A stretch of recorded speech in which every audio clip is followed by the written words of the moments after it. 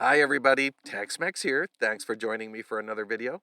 Today we're taking a look at the Magnum Research BFR, also known as the Biggest Finest Revolver. Well, I think it also stands for Big Frame Revolver, but on the website it shows Biggest Finest Revolver.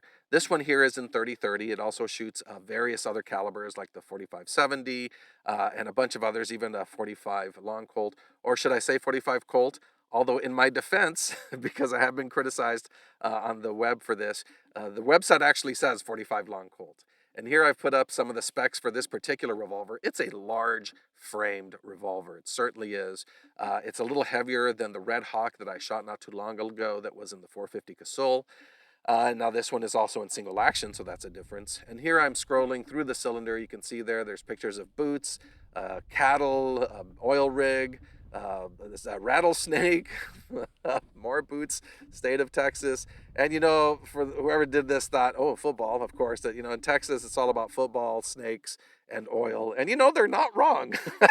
But here is one of the grips. They're beautiful grips. On one side it has Sam Houston on there, one of the heroes for the Republic of Texas, and on the other side it has the state capitol with the artist proof.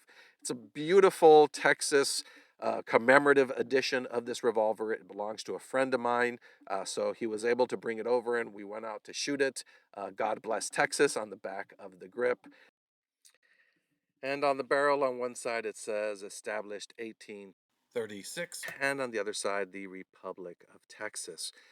Now, I was excited to shoot this. I did shoot it once before, a while back, but I wanted to put a few more rounds through it. Unfortunately, I only had 5 rounds of 30-30 to shoot through it. I thought I had some more 30-30, but I think I'd lent it to a friend to do some hunting. Here are some more pictures of the cylinder just to kind of show some of the details, since unfortunately the GoPro doesn't really focus very well. I decided to take some pictures and put it here. And the reason I'm doing voiceover as well is because it was a really, really windy day out that day. And I didn't think that the GoPro would pick up much.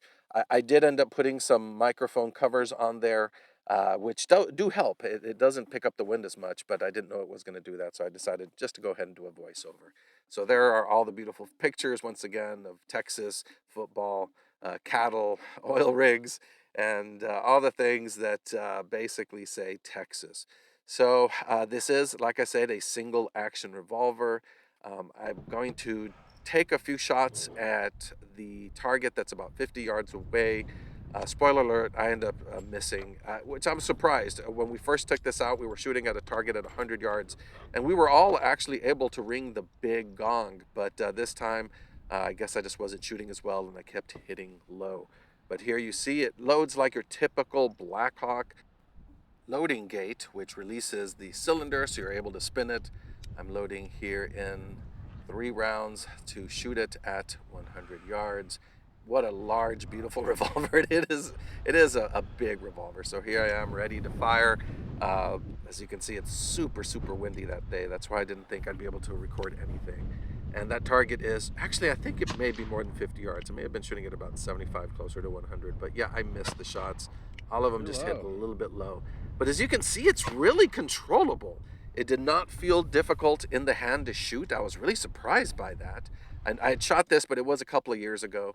Here's the slow motion, and you're going to see the recoil isn't so bad in this revolver. So it unloads like your typical single action.